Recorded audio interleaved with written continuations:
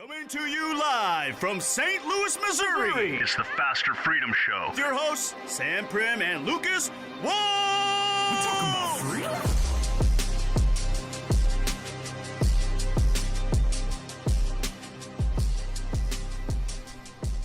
That still gets me a little excited. I get a little anxious and nervous and excited every time that hits. What about you, Walls? Yeah, I would say more amped and excited, not really anxious. Not anxious, just like wanting to make sure it goes smooth. It's just so much energy to start the show. It just beats, and I'm ready. Yeah, we're talking about freedom, We're right? talking Are we gonna talk about freedom today? We are. We got a different episode today. So if you're ready to hear about Lucas and I's biggest screw-ups that have led to us losing hundreds of thousands of dollars, literally, probably not $1 million, but maybe close, this is the episode for you. We're going to get into that here in a minute, but we're going to redo a presentation we just did that talks about all our biggest screw-ups. That's going to be the biggest part of this episode. So whether you're experienced or not, probably even if you're not, you're going to learn a lot. Yeah, and if you've seen it before live, we gave this presentation last week live at our local meetup.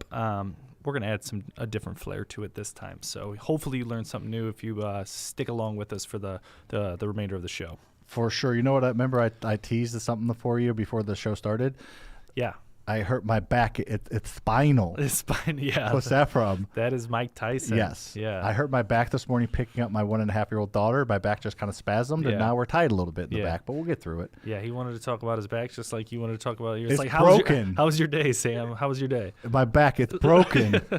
It's spinal. It's spinal, yeah. That's funny. Well, usually with the back, it has something to do with your spine. Usually. All right, let's talk about the outline of the episode here. Do I have an outline for that or not? T-Joke? Oh, of course we do. All right, so we got opening rant and headlines here. We're going to talk about some definitely interesting things with OpenAI and Elon Musk and Google and the airless basketball. So we got some fun stuff to talk about a little bit. Then we're going to get into our big topic. The big part of the show is REI School. Luke and I are going to talk about how we've lost hundreds of thousands of dollars being complete freaking morons. Then we're going to do Riddle Me This, True or False, and the thing I'm most excited about is viral reaction. There are 3 videos we're going to react to live. Lucas has not seen 2 of them, so we're going to get his straight reaction, and these aren't like interesting real estate videos. These are just off-the-wall, viral, funny videos that are kind of inappropriate, and I'm excited to see. You're going to be zoomed in on your face to see it. Okay, that'd be fun. If you're online on social media, let us know where you're from. If you have not, we appreciate that. More comments, more questions. If we see an interesting comment or question, we will answer it. Yeah. It shows up on the screen. So let's have some fun there. Share this live with anybody you think can benefit from it, because we got a lot put into this, and I think there's going to be a lot of lessons learned. So, Lucas. Samuel. OpenAI joins the race to make videos from text prompts. I saw this the other day, and the main viral one is they wrote 32 words and created like an entire Western movie. Yeah. Just from 32 words. That's crazy. Yeah. Like it just keeps, and it's in demo stage right now, right? Mm-hmm. And we got a couple videos coming up here that we're going to show you guys. These are separate from the viral reaction videos, but I still haven't seen these as well. So I haven't seen them either. And the biggest thing with AI, learning from our young cats who know a little bit more than us, is AI really struggles with creativity. It's very good at numbers and formulas and figuring things out, but the creative side is obviously much harder to grasp than just factoring things and being able to kind of compute quickly. So they're working on that. I mean, eventually it'll get there, but AI has been pretty crazy, and we're going to round out AI to a bunch of lost jobs at Google. So yeah, let's check out. We got India, we got South Dakota in the house. Nice. To York, let's check out this video. So this is AI software did this. Nobody created this. If you can't watch, sorry, it's a lady walking down Times Square, it appears, or it looks like not Times Square. Not Times Square. Probably different country. Tokyo, maybe. Yeah, Tokyo, maybe. But that's wild. Like that. It looks real. Yeah. So imagine how realistic video games are going to be when they start to do this. So what were the prompts that created this? Like, so this isn't. That's not like, obviously someone's not recording somebody, but it's also not like super animated. But there is some animated involved in this. I mean, it looks real to me. Yeah. So yeah, we don't know the prompts for that, but that is wild. What's going on? We got Reno, Nevada. Yeah, that's wild. That's crazy. That's real. No, that's not. That's AI. Wow. Right? Is that real? AI. That's wild. It's kinda like down to like the blemishes. Well, almost, and you know? take the beard away from the lady. She's a lady. She doesn't have a beard. They gave her a kind of a little sideburn beard. Maybe that's a style. But yeah, That is wild and then here's another one if you're Obviously, this was not filmed. Yeah, this was not filmed. This is woolly mammoths, which I think they're having a comeback, I think. You think they're back? I think, right? Are woolly mammoths back? Can you look that up, T. York? Are woolly mammoths coming back? I think they're coming back. Bro, I don't think that's a thing. I mean, in an AI world? No, in real life. Like kind of like a Jurassic Park thing. Where Yeah. we're able to bring it back from BSAP. I think so, right? Are woolly mammoths coming back, T. York? He's looking it up right now. We're looking up woolly mammoths, but regardless, that video was really so, cool. and this is just the beginning phases. Like, I heard they're making a comeback. I was like, I don't know if that happens on extinct animals yet. well, it might. Yeah, it will. Have you seen Jurassic Park? Well, the fact that nothing's popped up, makes me a little nervous that maybe I'm wrong about that. He's digging deep. Yeah, he's trying. He can't find it, so I could have been wrong there. I said I heard they're making a comeback. Well, the long dead woolly mammoth will make its return to extinction from extinction by 2027. Boom. Oh, What? You heard someone's going to try to bring them back. But, Yeah. okay, I get what you're saying. They said they're not going to say if they can't do it. Yeah, it's an interesting time frame, though, But right? you Hey, thought- 3 years, we're going to have the woolly mammoth back. You thought I was wrong, Well, and then you you're like, are I said it wrong. with confidence, and you're like, Like I thought they were like around. No, right I said they're now. making Like, a comeback. Like they haven't come back yet. I just never heard that phrase from like an extinct animal. Well, the world we're living in is wild, Lucas. That is like Jurassic Park. Yes. That's exactly like that. Yeah, so are should all bring the back other that extinct animals going to T-Rex. be able to come back? Yeah, they're going to. Step 1, woolly mammoth. This is not probably where we thought we were going with this, but so I think like general animals are extinct. Some of them for like reasons, and it affects the whole. Is it bad to just throw a bunch of like animals that pass on for a reason back into like the ecosystem and like the circle is. of? I Yeah. don't think it's a good thing. Well, I don't think they're just gonna like, hey, here you go. they'll probably have some sort of like captivity for a while and probably figure out a way to. You don't think they'll reintroduce just them. release a bunch of saber-toothed tigers in That Missouri would be forest? crazy. That'd be wild. That'd be wild. It's Yeah. like Jurassic World happening. Yeah, it is, but with woolly mammoths. Yes. All right. Anyway, those are beautiful pictures of woolly mammoth, or a beautiful video. Yeah, we're gonna see real videos in 3 years of That's them. crazy, man.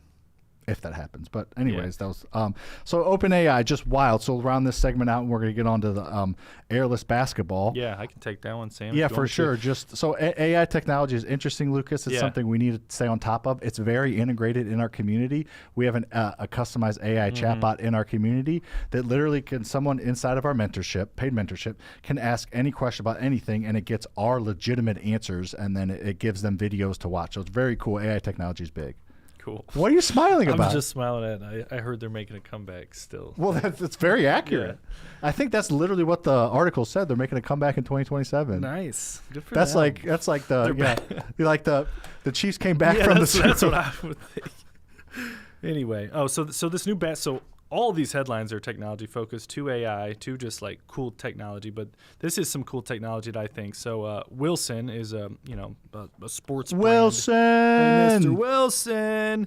I did it from Castaway. You were doing it from Dennis the Menace. Yes, I was. Okay. I love Dennis the Menace. He was a menace. Yeah.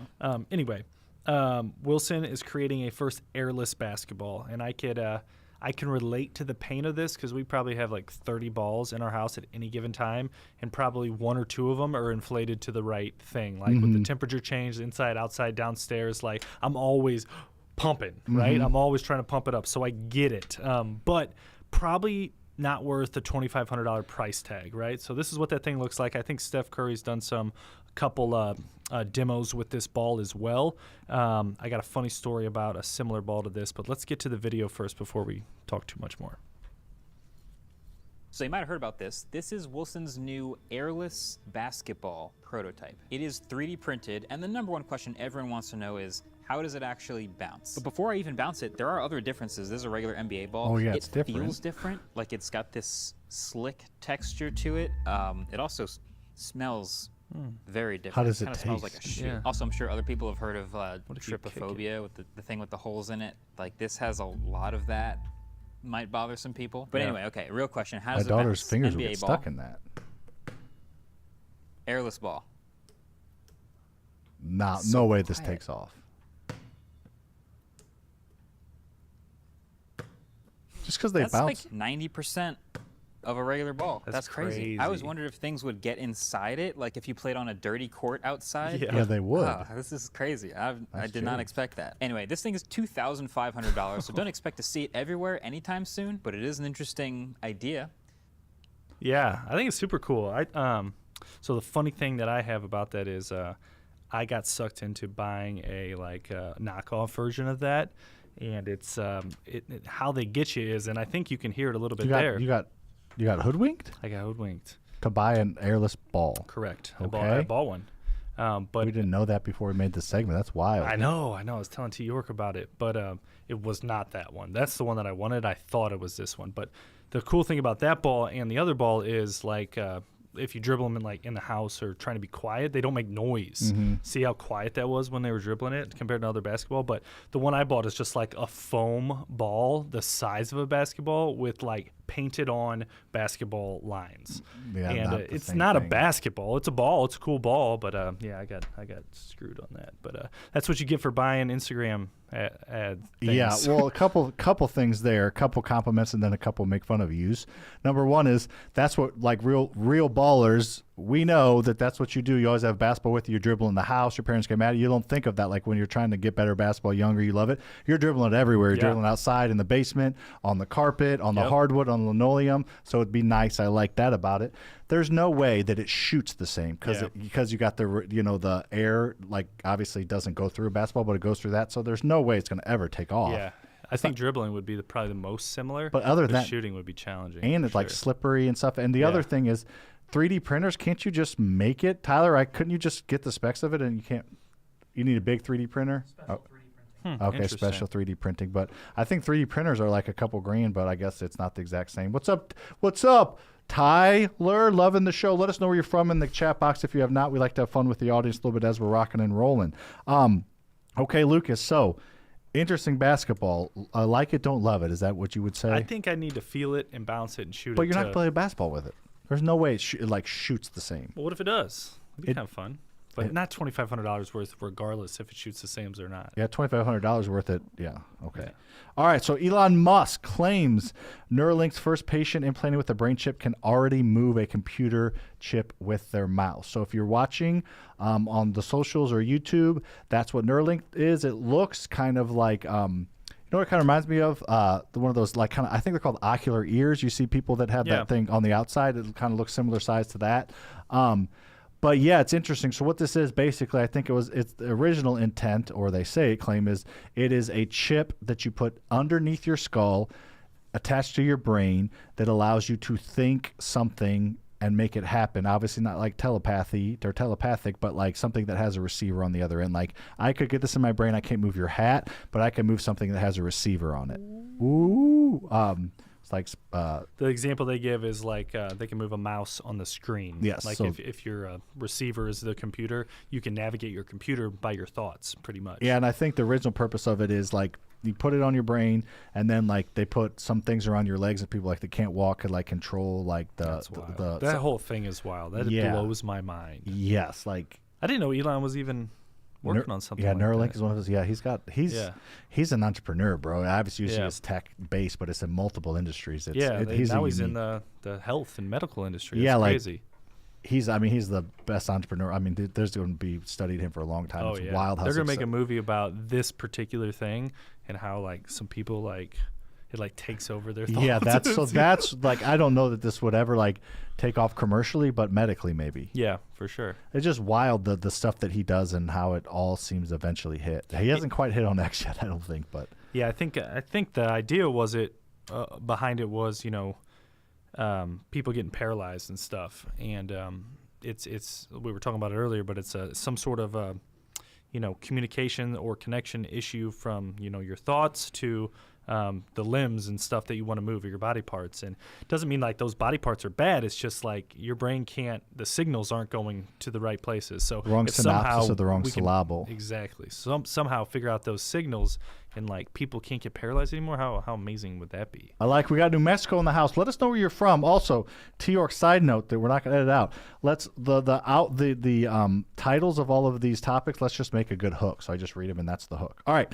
Google lays off thousands more employees despite the record profits 1 year after laying off 12,000 employees, and the workers are blaming AI. What do you think about that, Walls? Yeah, I think this is going to be a common thing over the next 1 year, 2 years, 5 years, 10 years. That was an interesting range. Well, I just think it's gonna happen it's happening now, but it's gonna continue to happen for a long time as people understand more and more how to use AI, and who probably better understands to use it the best than Google, than freaking Google. Yeah. The funny thing is they have people probably trying to implement and research AI and figuring out how to use it, and then that AI takes their job. Yes, to a degree. So it's kind of wild, but I mean, it's Google. That's the type of company it is.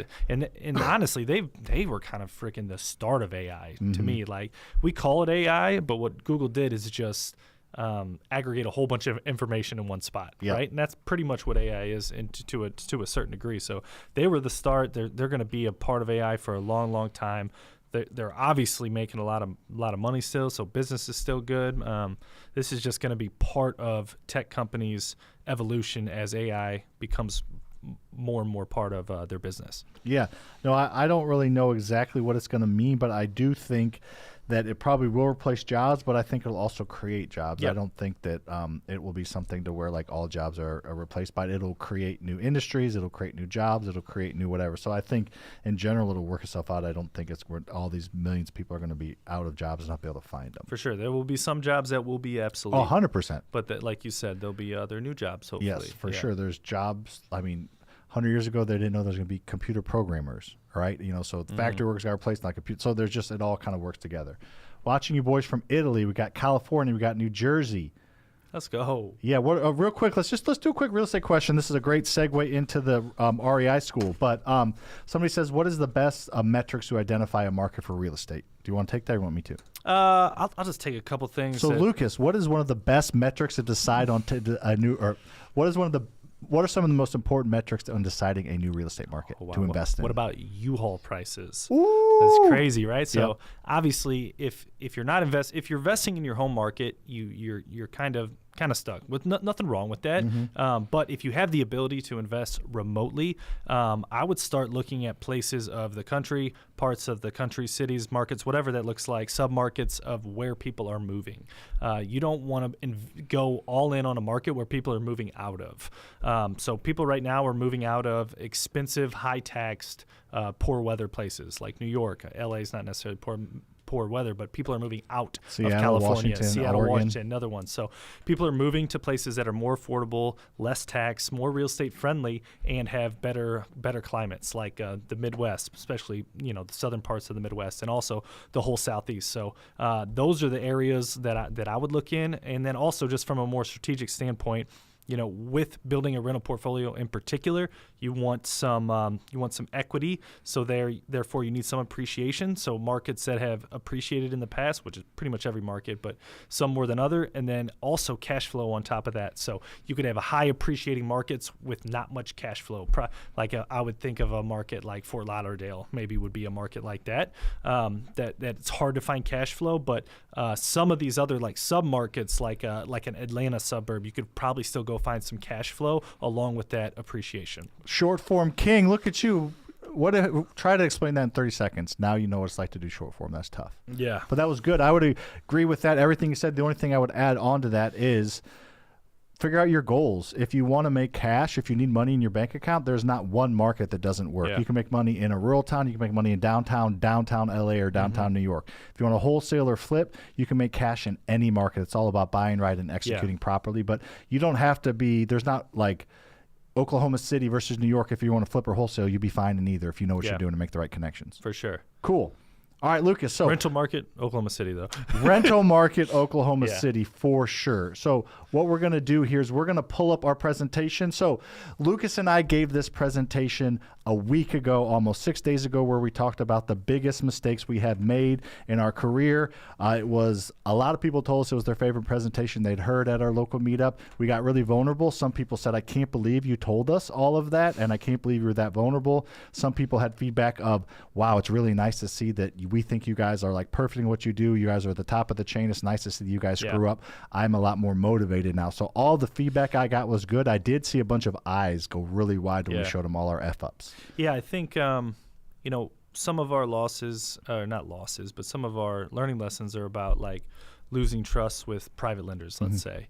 And the funny thing is, when we talk about that openly and vulnerable about it, we build that trust, and because we're authentic and we're not trying to hide things. And we had probably 3 or 4 or 5 private lenders come up to us after this that want to invest with us. So I think that's super cool.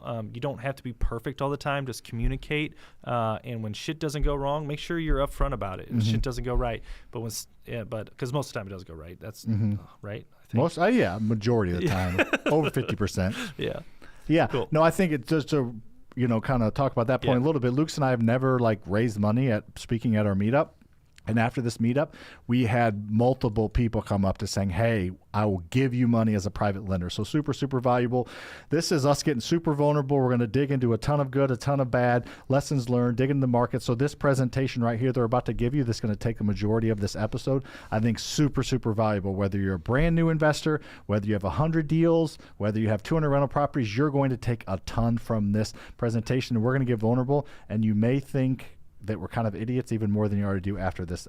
So with that being said, turning our biggest mistakes into your biggest wins. That picture right there, Lucas, inspired me to bring this back because that just is. So you bringing it back, the stash? Yep. Yeah, I'm not sure how that was the picture that inspired you to bring it back. Because it's like off and it's. So you want to come back stronger than that. That's what you're saying. All right, good for you. Just like the woolly mammoths. Yes. All right, so the purpose of this presentation is to use our story to inspire you to take the next step in your financial journey.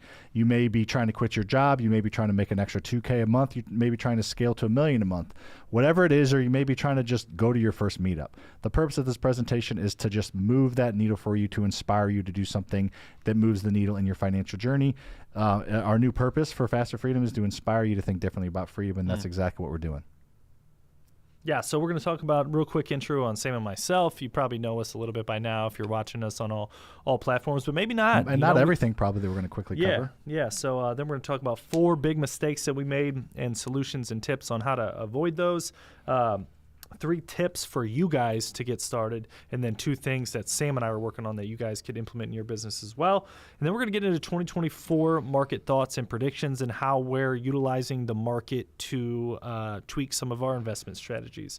Talk about some of Sam and I's big goals and our company's big goals as well. And then we'll get into Q&A. Yeah, we're going to do a couple of Q&A on this. Yeah. So make sure to hang around through the whole thing because we're going to answer some questions at the end. And drop some questions in there as we get rolling. Yeah, for sure. Is a property manager worth it? It's a great question. We're going to talk on property management here in a little bit. For sure. Here you go, Walls. Yeah, so this is myself, my family, my beautiful wife, Ashley, and then my 2 boys, my oldest son, Drake, and our youngest son, Dax. That is in Santa Rosa Beach right there, Sam. Drake Rogers, and Daximus Prime. Daximus Prime, those are great nicknames. I have my shoes off in the beach, and you'll see in a second in Sam's picture that I have my shoes are off in the picture. But anyway, I was local kid right here where we're shooting this. Sam was not born, but grew up like a mile away. I grew up like 12 miles away, so super close to here. Was an engineer. Went to school to be an engineer. Played a little basketball as well. Really enjoyed that. I learned how to think, but I do not use my engineering degree anymore, Sam. You use some of the things and solving issues and solving problems like processes, but you don't use your actual engineering degree. Yeah, and I was like a project manager for certain projects, so I was able to implement that when I was a project manager for us for a long, long time. So that was those skills definitely helped me jump into the real estate world. But Sam and I bought our first rental in 2014. Going on a decade. Yeah, I moved back home. So after school, I moved to a different city, got a job, and I moved back home because Sam and I wanted to get involved in the real estate. So moved back home, took another engineering job, moved in with my mother-in-law, and it was me, my future wife, my future mother-in-law, a few dogs, in a pretty compact house with one bathroom that we shared. So it was a little tight, and that's when I kind of really started making offers on properties. And my mother-in-law had her real estate license, Robin, shout out to Robin, and we would sit in her kitchen and make offers on real estate. Can I tell a story? Sure. You know a story I'm going to tell, don't you? Oh, God, I hope you don't tell this story. I'm going to tell it. Okay. All right, so this is a great story. We should have said this on the presentation. Tyler and Shane, you better listen to this story. So Lucas was living at the house with his future mother-in-law and girlfriend, future wife. Getting real vulnerable here. And Lucas, was sleeping, got up in the middle of the night to go pee, and, went up to go pee, kind of groggy. I don't know if you're out drinking or not. It doesn't really matter. It was the middle of the night. You got up to go pee, and then you accidentally went into your mother-in-law's room rather than your room with Ashley. You were not wearing any clothes, and you realized you were in the wrong room, and you turn on the light. Your mother-in-law woke up, saw you naked, and you freaked out, and you left the room with the lights on. So your mother-in-law then had to was that a dream? Yes, it's obviously real because she had to get up, go turn off the lights, and go back to sleep after she just saw you naked. That happened? Correct. Okay. All right. Moving on. There's a banger right there, Prim. But anyway, so my future wife was like, we're not living in my mother-in-law's house while you're buying an investment property. So she's like, we have to buy our own house first. We did that in, I think, May of 2014, and then we closed on our first rental August of 2014, and then that rest is history. We got popping pretty quick. Thank you, guys. Albuquerque says that. Yeah. I think he or she talked about something else, but maybe talk about that story. Yeah, for sure. All right, and Lucas, you think jeans can be worn multiple times before washing? I don't think I know. All right, quickly about me. My wife is Courtney. Maisie and Eliza are my beautiful daughters. I was born and raised in St. Charles as well. I went to college. Lucas and I went together for a few of the years, and I had a marketing degree, and my degree was a little bit easier than Lucas's. Yeah, I remember you I'm working on these giant thesis projects and binders, and Sam comes home one day in sweatpants, and his homework was a freaking cardboard box with something that I had to make a product or something and pretend to sell it. Yes. It was a master's, but yes, anyways, though they're very different. I'm smarter than you, but it was also an easier degree. That came with the territory. I remember Lucas would be studying, and I would distract him and his friends with trying to get them to drink, and it would work pretty much every time. So maybe that's the reason maybe I distract you a little bit. But anyways, I got into sales right out of college. Didn't really know what I was doing. Was able to kind of work my way up there. And Lucas and I, like he said, bought our first round in 2014. I went full time in 2018. So a little bit after Lucas. He made the leap before me, and that was part of the reason I did it, because I was like, I got to join this crazy man. And then I think that shoes are fine for the beach as long as you're not wearing socks. I think if you wear shoes like Sperry's, like boat shoes, to the beach, and then you get to your towel or your umbrella, it's fine. You take them off. You just wear them like sandals. You don't wear them in the water, but you wear them sometimes. We're in the water, but you don't wear them. You don't wear them. Only out of the sand. Okay. Why did you cut off your feet in those? That's the framing of the picture, Lucas. I'm not wearing tennis shoes there. One time I had shoes and socks on, and Lucas had in his mind that I wore socks on the beach. I took off my shoes. Because you told me I don't like the feeling of sand. Well, it's sand underneath your socks, even worse. Way worse. So Lucas thought I walked around in tube socks on the beach in my bathing suit. Well, you have. No, I've never done that. I had shoes on. All right.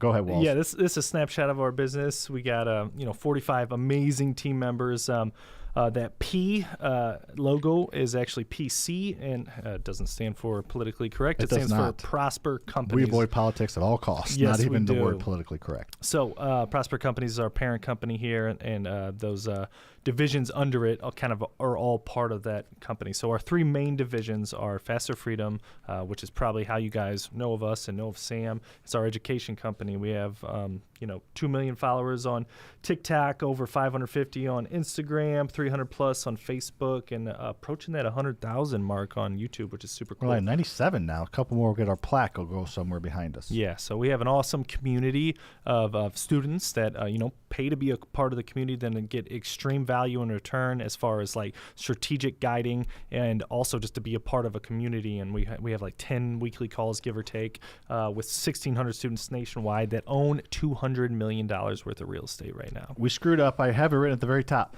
A part of that really quick before we go into Midwest Property Group. Yeah. Tomorrow, Thursday, at the 22nd of February, we're watching the recording, and it's tomorrow. You can still attend 7 o'clock Central. I'm doing my first ever live webinar. I do webinars every other month. They're closed circuit. They're on Webinar Jam. You have to register and get emails and attend via a Zoom link kind of thing. But tomorrow, 7 o'clock Central, I'm doing the first ever live stream social media webinar. I'm going to talk about how to buy your first rental. We're giving away $10,000 in cash and prizes. It's from 7 to 8 tomorrow Central. It's going to be live streamed on TikTok, Instagram, and Facebook. So attend. You're going to learn how to buy your first rental. We're giving away over $10,000 in prizes. Every 15 minutes, we're giving away a prize. And then at the end, it's going to be over $10,000 in cash and prizes. We're giving away $1,000 cash. That's fun. So anyways, people are going to learn a ton. Yeah, I love it. So that's our education company, Faster Freedom. So Midwest Property Group is our rental company. That's kind of where it all started for Sam and I back in 2014. So coming up on 10 years now. That was the company that we founded, and it's our oldest running company. So 150 single-family homes. We built that up to 6 apartment complexes, 3 storage facilities, up to 25 short-term rentals with some midterms mixed in there, pushing about $50 million in assets right now. So got a lot of good equity, still working through kinks on property management and growing a rental portfolio. Similar struggles to what we had when we had 10 and growing to 20. We have those same struggles as we grow, but we're continuing to dial it in. And then Faster House. So Faster House has been around since 2002.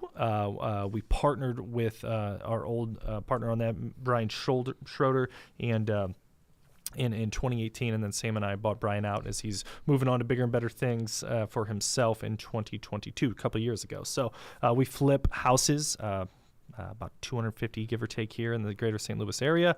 That's where we find assets for our rental property to keep, and we also fix and flip. We also wholesale to other local investors who are building their rental portfolio and are doing fix and flips themselves. So super cool businesses. We started, Midwest and Faster House, and got really good at those before we decided to start an education company and teach, and that's Faster Freedom. Yes, for sure. So let us know where you're from, and keep the comments coming. We will get to them probably not during the presentation, but after for sure. And at this point, Lucas, Timothy, Walls, they still think we're pretty smart. That may change as we go through the rest of this presentation. This is the high point of you thinking that we know what we're doing, because that's all about to change. Yeah, we didn't want to just start with the mistakes right off the jump. We do know what we're doing a little bit. To a certain degree. Yeah. All right. Let's get into the mistakes. We learn from failure, not success. I love that quote. All right, so mistake number 1. We did not ask for enough money from private lenders on projects, which leads to a very, very negative domino effect. You may not think that it's a big deal, the fact that we didn't raise enough money. That may sound like inconsequential, or that may sound like okay, whatever. No. The effects of this mistake we are still feeling to this day. Legitimately, it affects our entire business. We'll get into, but this is the number 1 and worst mistake we have, is not raising enough money. We've done it over and over, and it's costed us dearly. I would go so far to say, Lucas, if we did not have multiple businesses, we would be in a lot of trouble. For sure. A lot of trouble financially if we didn't have multiple businesses. This is a huge mistake for us, and this applies to brand new investors. This can stop you from starting, for sure, even before you get started. So this one is freaking huge. Freaking huge. Give it to them. That's what she said. So quick example of a big example, right? And this can be applied on a much smaller scale, as Sam was talking about, but it was a big example for us. This is a 42-pack of single-family houses that we bought about 2 years ago, and they were occupied, but they needed a little bit of work. So Sam and I, real quick, we found this from a tired landlord. He's probably 70-something, just looking to get out. For sure. Well, he was probably 70-something, but I could see him. I liked him, but I could see him being like 65 and just looking older. Yeah, for sure, because he managed all these hands-on. He lived right down the street. And it was his nest egg. It was his bread and butter, and this is a retirement. He was able to do that because we gave him $3.55 million because he's accumulated these, over the last 20, 30 years. So they're all paid off. So we met this guy probably back in 2020, and he wanted $3.55 million for it. We're like, we weren't willing to stretch on those. We didn't think the values were quite there in this area. We kind of recirculated this project in 2021. Values weren't quite there yet, but by the time 2022 came around, there has been so much appreciation where his $3.55 million did not move as an asking price, and it made sense from a discount percentage because they were worth so much. So that was super cool. We were able to follow up and keep in touch with him and help him out, and then also get 42 houses in the meantime. But bought these for $3.55 million. We had an estimated rehab about $400,000, Sam. Mm-hmm. Was that about right? No, gosh, that was like, what were we thinking? Like, looking back, we look so stupid. That's like not even $10,000 a house. I forgot to mention most of these mistakes are Lucas's. Yep, you did forget to mention that. All right. Well, anyway, deal structure before we get into the exact mistake. $950,000 we loaned or lent. Borrowed from a private lender. Exact opposite of what I know you're that's a saying. big number, but we've been doing this for a decade now, so we built some trust and some stuff up that we were able to get that from a private lender. 15% down payment for our bank. So we used that $950 to put down 15% on the $3.55 million and have about that $400,000, give or take, left over. Then we ran out of money pretty quickly in about 6 months. This was a 2-year project from the beginning. Yeah, we're so coming up the on timeline. Our timeline's a little bit off. But not No, it's horribly. about right. How many projects do we have left to rehab? How many houses? I think Froc's working on that right now with exact numbers. Like 15? Big rehabs, not that much. Like the ones that we haven't touched are the ones in good condition. Okay. And we thought all of those were like that. We were wrong. So we ran out of money very quickly. In like the first 25% of this project's time frame, we ran out of money. So we went and got $200,000 more from our PL, burned through that. And it's not like we're burning through it and wasting it. We are dumping this into these houses. We're adding value. We're doing things the right. The execution was fine. We just didn't raise enough freaking money. Yeah. So went through that and then went to a bank for a $300,000 construction loan. Went through that pretty quick, and we're currently in the tail ends of our last $300,000 construction loan that we're able to get with the bank, and we're pretty much out of that and got to figure out what to do. Don't give Lucas money. He going to spend it. He going to spend it on good things, though, on assets, not liabilities. For the most part. And anybody on here can comment the word live if you're on Instagram and Facebook, and you will get sent the reminder for tomorrow's webinar. Webinar, 7 o'clock Central, live on social media. All right.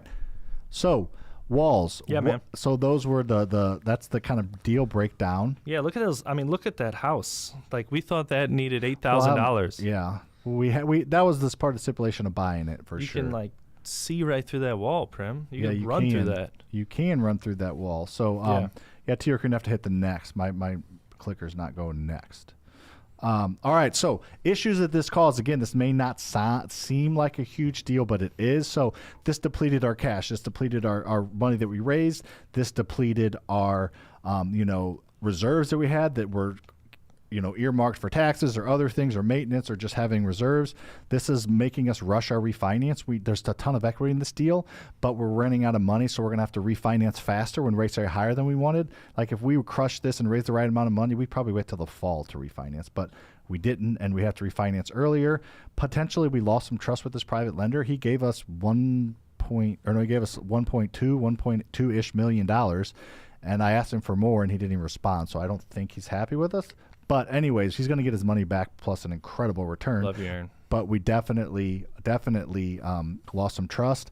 Construction bottleneck, this one's a huge one to me. So we have limited financial and resources to rehab. We rehab 60 houses a year in one company. We do turns and rehab 30 or 40, maybe more of our rentals. So that we do over 100 flips a year. We don't have unlimited resources. The fact that we're spending so much of our contractors' time on these projects, we're not able to rehab other ones we want, or things go slower. So this just eats up our holding costs, eats up everything. And then high vacancy. We're not collecting any cash when we were working on 8 rehabs at a house. So this is just the ripple effects and the lost cash and the lost potential revenue as several $100,000, in my opinion, on this one product.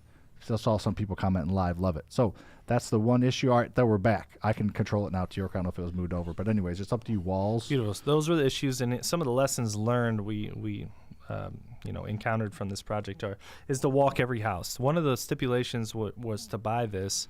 Was there was a few houses, like I think there was like 8 that we couldn't get into. We couldn't walk. Like, we're okay with going under contract on something if you're able to have some sort of inspection period where you can physically get in there, or someone you really trust is able to get in. There was 8 of these, so that's what, like 20% of them, give or take, that we were not able to get in ever before we closed on this deal. And that just made me think, Lucas, I'm pretty sure we did a $50,000 non-refundable earnest deposit check after walking 5. Yeah. The owner didn't want everybody to know he owns half the neighborhood that he was selling, so he's like, I'll get you in 5, and you have to do a $50,000 non-refundable deposit. So again, $50,000 would have been the end of the road to walk away from, but we got it under contract after walking 5 of the 42, and then we were after under contract the due diligence period, which was quick. We didn't even get in all of them. We weren't even able to get in all of them before we closed. So anyways, I forgot about that till right now. Yeah, for sure. And I think he didn't, not necessarily not like us, but he's been jaded because he got pulled in a lot of weird directions by other wholesalers that didn't close. He's been under contract 2 or 3 or 4 times on this thing, and someone was not able to perform, so he had a pretty sour taste in his mouth about investors. So he started off really, really kind of grouchy with us, which is fine. But then, as he saw that we're able to perform throughout this under contract phase, he got a little more open. But we were not able to get in every house, so we should have put a detailed rehab budget together. We did not. I did. You did on a napkin. Yep. I wouldn't consider that detailed, Sam. You're like 1402, $7,000. Like, Boom. How much more do you want, and then Lucas? you get like 3 pictures of the house. So more detailed budget, and the ones that we couldn't get in, they needed to be super conservative. Like, these have to have the works. We just have to think that way. That's why we can't get in those, obviously. I don't know why we were so silly. And then raise more than you think, have some sort of large construction contingency on here, whether it's 20 or 30%, raise way more than you think. I would rather have that cash sitting in an account and not use it and pay a little extra interest on it than run out of money and have to dip into your personal cash or cash flow of your other assets to be able to finish the rehab projects. Agreed. All right, so some silver linings. Again, this is mistake 1, example 1. We have more examples and more mistakes. So we got rents up faster than anticipated. There was collecting on 42 houses about $30,000 a month in rent, so very low rent. We got it pretty quickly up to $50,000 of rent. We worked with the local Section 8 NECAC authorities. We're able to get market rent, which the owner did not do. On the rehab units, we're able to double rent because he was half of market rent, so that was part of the reason we bought it. So we increased $20,000 of gross income every single month, very quickly, within probably 6 to 8 months. Yeah. The ability to pull out. So there's a ton of equity here. Like I said, we're actually restricted on how much equity we can pull out because of the cash flow, because of the formulas, the debt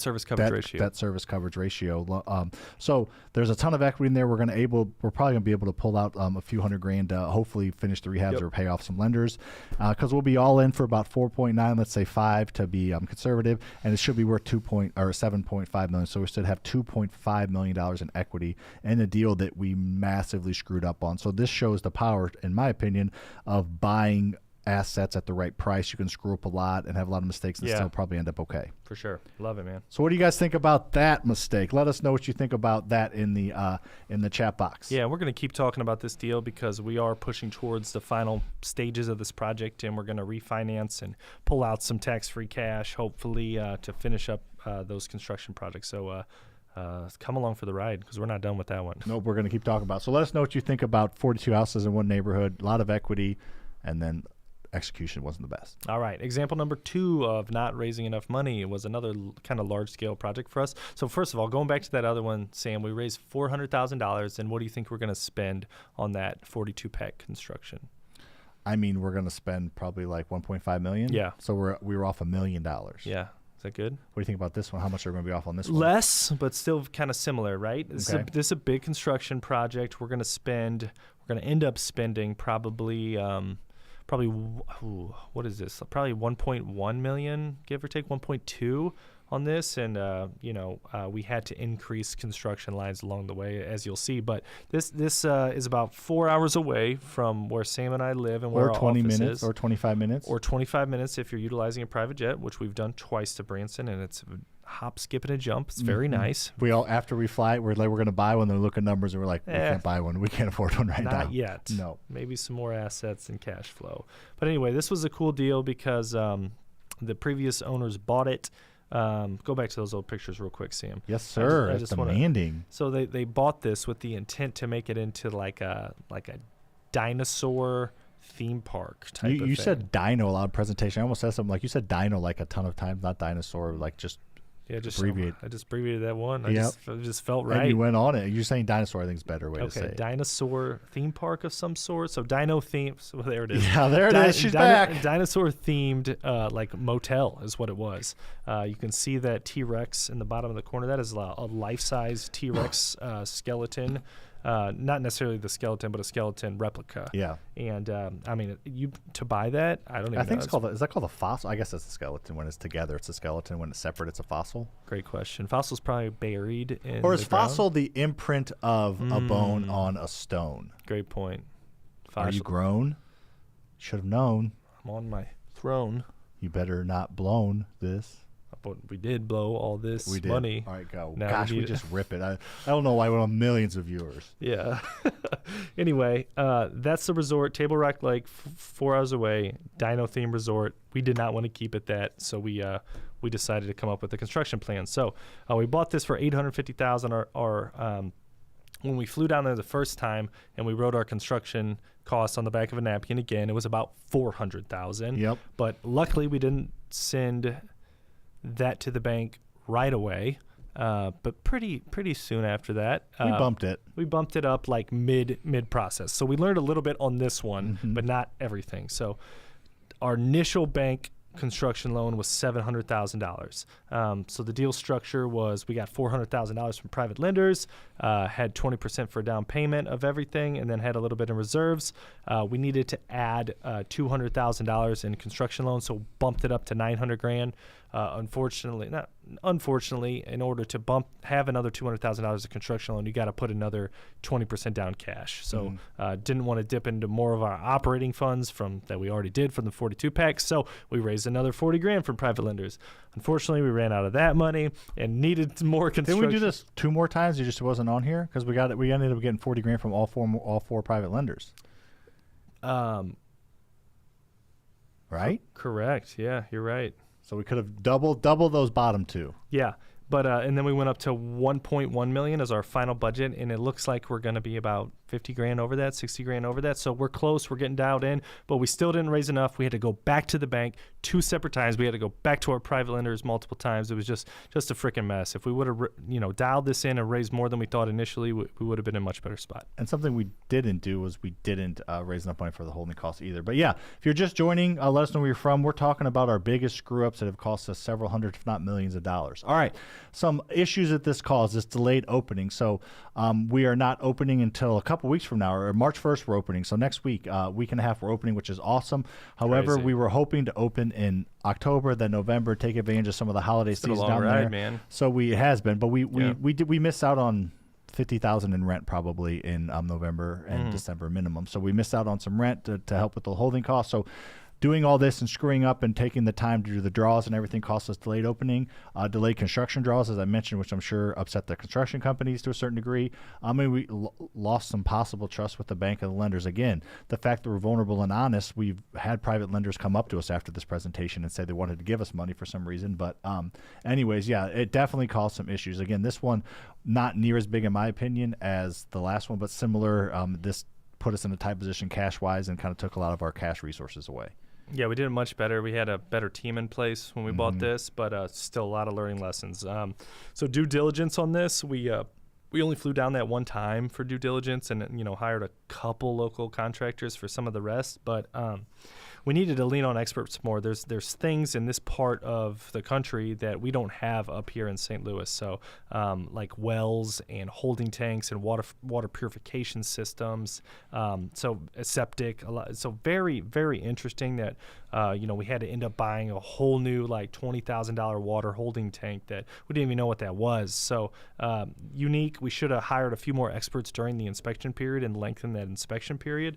And should have got there when it rained. Like we thought we had budgeted about 15-20 grand for construction for the parking lot ceiling and striping, and the thing was a drainage nightmare. It was holding a whole bunch of water, causing the asphalt to fall apart. So we ended up having to demo all the asphalt for the entire parking lot, regrade it, put some drainage under it, and pour new asphalt and then stripe it. So that was about $100,000 mistake right there. So always raise more. We talk about that, but also swing big and big shit happens. Remember the analogy I made up. You can't hit a home run with your bat on your shoulder. I made that up. Apparently Luke said that was already a phrase, but I didn't hear it. All right, so some silver linings of this one. We added wheelchair accessible units, so we widened the door, widened the bathroom, a lot of different things. So just a differentiation piece down there. Not many, especially our price point, places are going to have that for us, so that hopefully we can fill that with some people that are fortunate to be able to have that offered from us. Again, there's going to be plenty of equity, where we should be all in for around, or we are going to be all in for around $2 million, and depending on how much revenue we bring in, I think it's going to be worth $3 to $3.5 million. So not quite $2.5 million in equity, but 1.5, so similar amount for the dollar amounts, probably similar percentage of equity. Yeah, better cash flow though, right? Better cash flow. And then I'm super conservative here, but we're expecting about $25,000 a month cash flow net after everything. Obviously more expenses, but the cash flow is way higher, way more net income. To put that into perspective, if we were to buy an apartment complex in St. Louis for $2 million, all in for $2 million, I would expect 8 to 10 grand a month net cash flow. It should be double, if not triple, that with the cash flow. And then we flew a private jet down there a couple times to save time, to save our team members and us having to travel for 2 days and just do it all in one day. It made us super efficient, and we got a jet membership because of it. We can't afford a jet anytime sooner right now, but a jet membership is just a little bit more affordable option because flying private is so much better. Yeah, I think it just forced us to think bigger and better and more efficient is what I think it did. I like that. All right, so mistake number 2, accounting woes. There's my man Drake there. We saw him live last week. Running through the 6 with my woes. So, we had to put that quote in there for this presentation. But, we've had some struggle with accounting just from a personnel standpoint, but also, the type of things that we're doing would be a struggle for any accounting team. So we bought $25 million in rentals in a 15-month span. I would say that was like, 21, 22? 21, 15, somewhere in 21 to somewhere in 22. Yeah, 15-month span. So just adding that much, and a lot of that was a value add flavor, so a lot of construction going on. And then we also got real bullish on the market and scaled our flipping company to 312 house buys in 2022. So our margins kind of eroded and kind of, but the issue started before we scaled. Sam, do you want to talk about a quick story? Sure. And Day-Elise, definitely private. Keep that question there, or ask it again when we get to the Q&A section at the end. That's a good one about private lenders. So Lucas and I have not been good in taking accounting seriously. We're like, it's a good deal, we'll figure it all out later, and it's worked out well for the most part. We're kind of reaping the sour grapes of that Reaping what you sow, sour grapes. See what I did there? I did. I don't think that was the correct order to say. Well, I know I said it in the wrong order because I made it another original. There we go. Hashtag original. All right. So I remember this very clearly. I just quit my job. So it was June of 2018. We were sitting in our old office with Lucas, myself, and our accounting CPA buddy, who's now our CFO, and we were going over January of 2017 taxes. So we were going over like bank recs of what charges went to what properties for 16 months prior. We had no idea what we were doing. And Lucas is like, you guys got this. And Danny, who's like the nicest, like most like servant type of person, like wants to do whatever he can to make you comfortable, said, Lucas, if you leave right now, I'm quitting. Because he was stuck with you. He's like, he can't. That's not why. It's because he was like, no, this is horrible. You have to Yeah. be here and hate this with us. And you Yes. did, and you stayed. I did. I canceled my appointment or something. Yes, you heard, you judged from his tone that he was serious. Yeah. So good job. Yeah. All right, so some issues this caused. We spend way too much money on taxes because we didn't have our, more on this in a minute, but we didn't have our ducks in a row. If you have your expenses right, if you have the right allocations, if you're able to write the right things off, if you're able to capitalize the right things, you can pay a lot less in taxes as opposed to you catching up. So we overpaid probably a few $100,000 in taxes. Irritations from private lenders, not because we weren't giving them their money back, but because we didn't have all our ducks in a row to give them their K-1s or whatever was needed on time. So for as a year or two, they had to delay their taxes because we didn't give them what they needed to finish their taxes. That's super frustrating. I'd be like, what are you guys doing? Mm-hmm. Like, They were. Yeah, they did. And then bank approval delays. So at the beginning of the year, most of these small local banks will meet as a board. They'll be like, yeah, Sam and Lucas, they've done this, and we got their tax returns. Let's give them another $2 million guidance line, meaning we can do $2 million more in loans or $500,000 more in loans. We couldn't get those approvals because we did not give them the tax documents on time because we were filing our taxes in September or October. And then we had a lack of understanding of our current cash flow and cash position. You can make a lot of money and go out of business if you're not netting enough at the bottom line, and if your numbers are everywhere, you don't know that. So this was bad, and we're still kind of crawling out of this hole right now. For sure.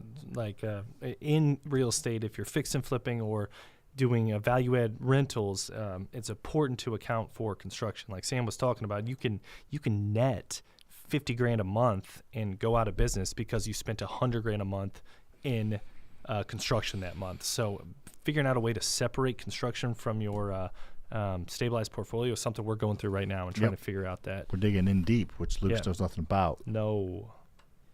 All right. Every Lessons time. learned. Yeah. So clean books allowed for maximum deductions. So I talk about this all the time, but at the end of the year is not the right time to properly allocate your expenses, right?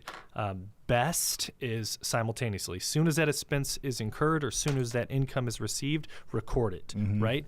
Next best is at the end of each day. I think okay is at the end of each week, and absolutely positively this is for when you just get started, by the way, not when you have a 20-person business. And it's easier when you get started, but a little more discipline at first, but then it's so much easier This when you is just have a couple. solopreneur. Absolute latest is every single month make sure expenses are capitalized. Not 15 months later? Not 15 months later Okay. like we were. RE-focused tax partner that prioritizes you and wants to help you succeed, but understands the real estate tax strategies, which are much different than a lot of other tax strategies out there. Textbooks versus true cash flow. We talked about that a little bit already. Mistakes compound. We talked about mistakes from our number one mistakes, and dipping into cash flow and using profits for projects is not necessarily the best thing to do. And we just kind of realized you can only grow as fast as your accounting team.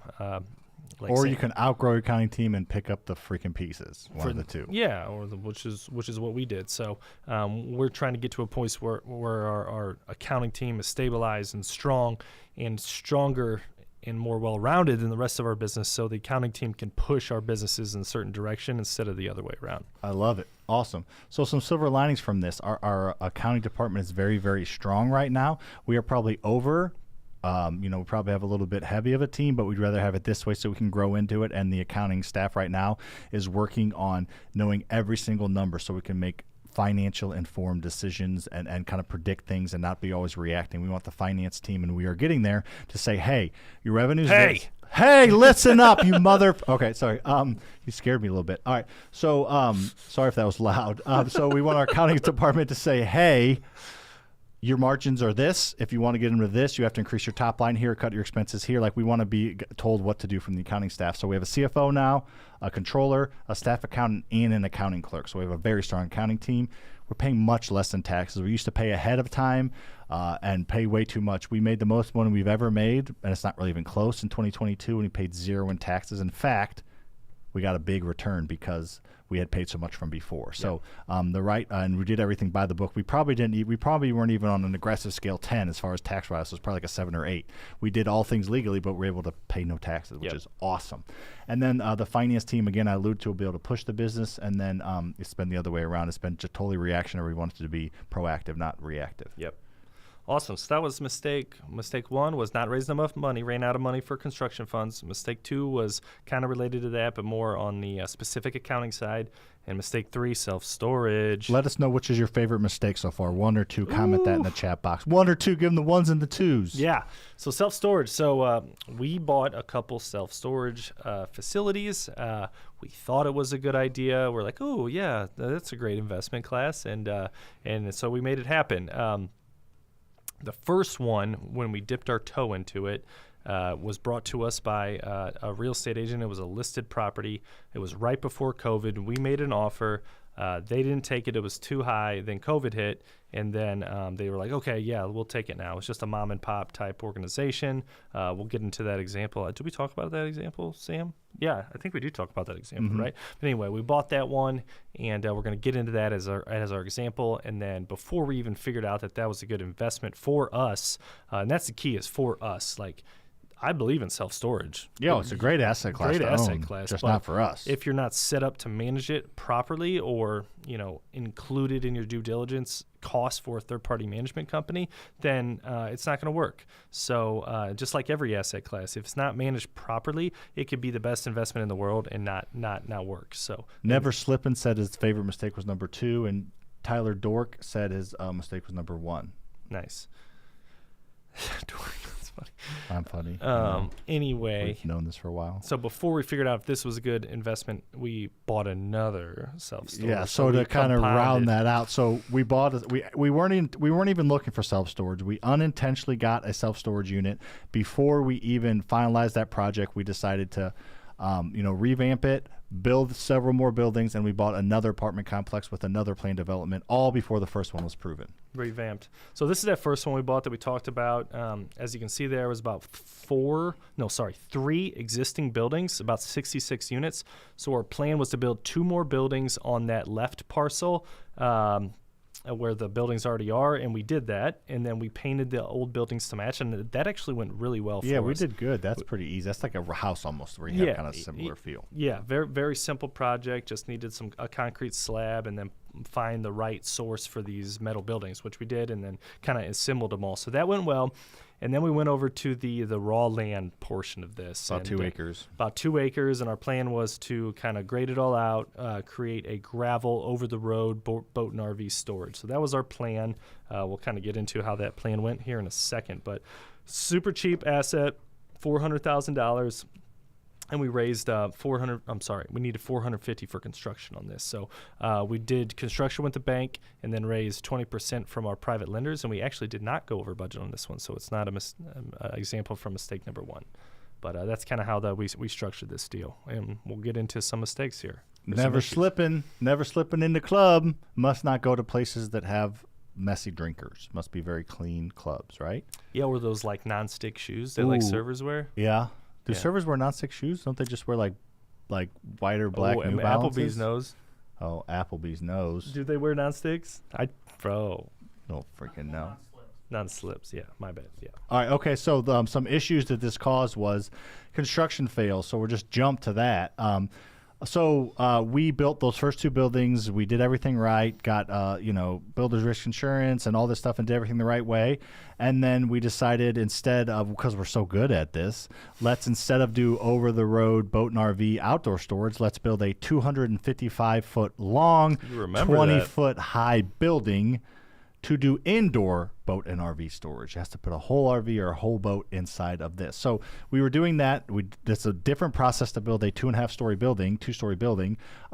So during that process, we created basically wind tunnels by putting the intersections together, and it blew out the back wall once, and then another storm came and it blew out the back wall again, and then a third time this building blew over 3 times, and the third time was the kind of straw that broke the camel's back. We got a text from one of our buddies. It was in the city's Facebook group, and it was a big storm. It wasn't a tornado or anything, but strong winds, and our building was across the road. It could have hit a car. Luckily no one was out during that storm, but it was a nightmare. So we ended up just tearing down the building, and we're like, let's just tear it down, let's just get the insurance for it, get our money back and just do over the road boat and RV. But however, Lucas made the mistake of putting me in charge of insurance, and I did not give the builder's risk insurance policy on that third building because We did it after the fact. It was kind of like we already had insurance set up. And honestly, I don't think I even thought about it or knew that you had to do it per building. I just thought maybe it was site-wide probably. Yeah. It's not. So anyways, it blew over 3 times, not good.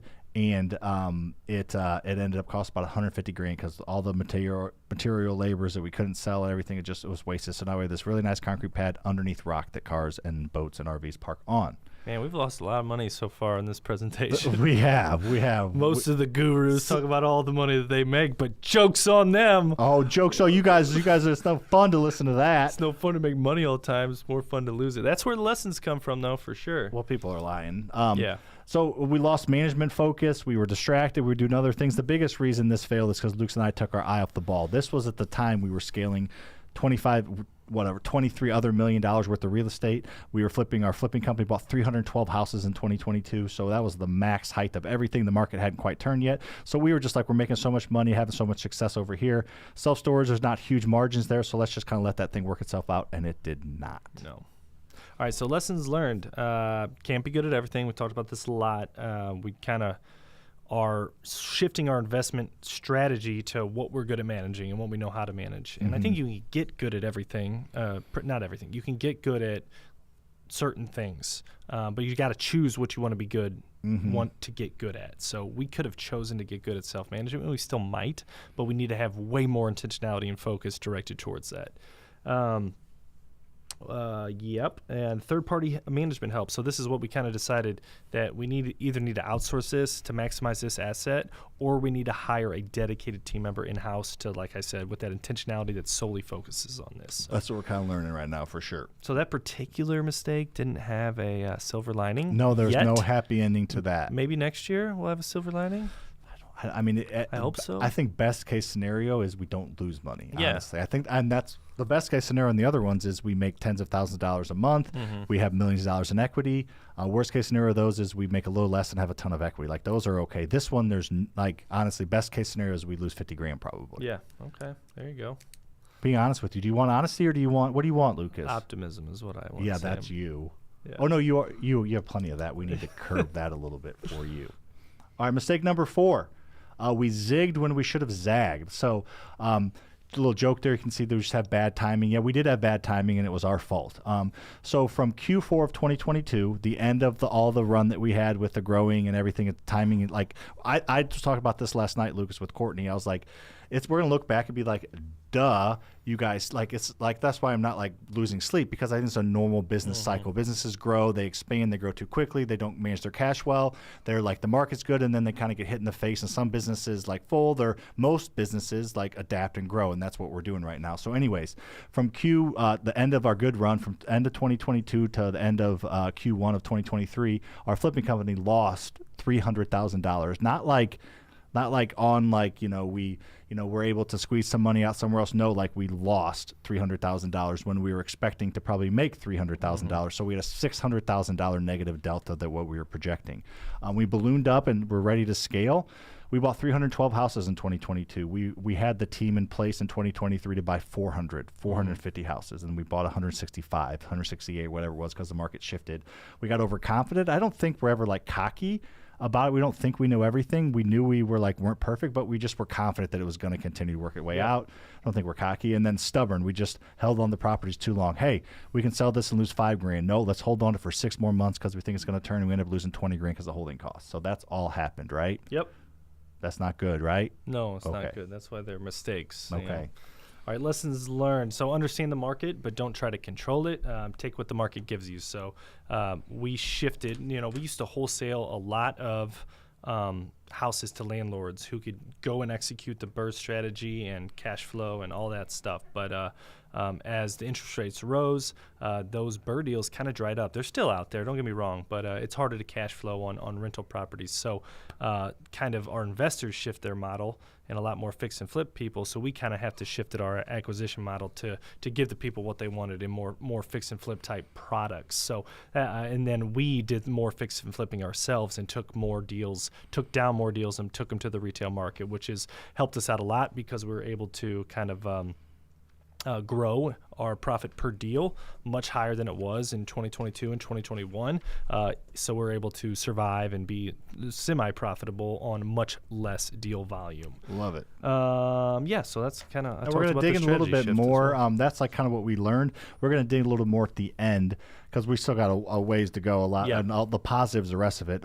Told T-York we're going to skip riddle and true or false. I still want to get your viral though because we're going to be here for a little bit. All right. So so we're going to dig into a little bit of like what we're actually implementing now because like we're not perfect, but I think we have a good feel for the market and a good feel for what we know. So those are our mistakes, Walls. I don't know. Can somebody do the math of how much money that was? A lot. I would say, honestly, I'm not trying. This isn't not a brag, but like potential money gained and money lost combined is well over $1 million. Yeah, I agree.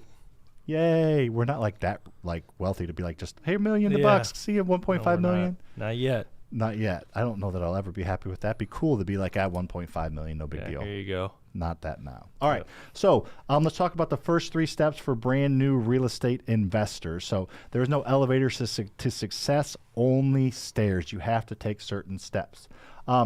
Gina said her favorite for sharing mistakes was mistake 3. Do you like what's your favorite screw up? That's like is that an oxymoron? Yeah, My kinda. favorite bad, Yeah. the good bad. Thank you. Let us know your favorite mistake if you didn't, and make sure you're letting us know where you're from. We love to see where everybody's from. So. All right, these are the first 3 steps for a brand new real estate investor. The very first 3 things to do if you want to be successful. In my opinion, I don't like people that speak in absolutes. It's one of my few pet peeves. I hate people that say it's the only way to do it. However, talking out of the other side of my mouth, I do think that these are 3 foundational things that everybody can build a foundation with and then go do what you want and navigate it how you want. But I think these are all pretty paramount if you want to be successful. If you want to get stronger, you kind of have to lift heavy things. It's not like one of those things where you can every day. Yeah. So that's kind of a similar thing here. So there's a lot of different ways to work out, but if you want to build muscle, you have to. So similar thing here. So step number 1, in my opinion, is get a baseline understanding of knowledge. You have to understand what you're talking about, no matter your industry. But if you want to absorb step 2 and 3, which Luke's and I are getting ready to break down, you have to understand the difference in assignment and double close. What's an ARV? What is flipping versus wholesaling? How to estimate a rehab. How to estimate, like just the simple terminology, verbiage, as well as simple steps, so that when you're in conversations and learning the next 2 steps, you're able to absorb it.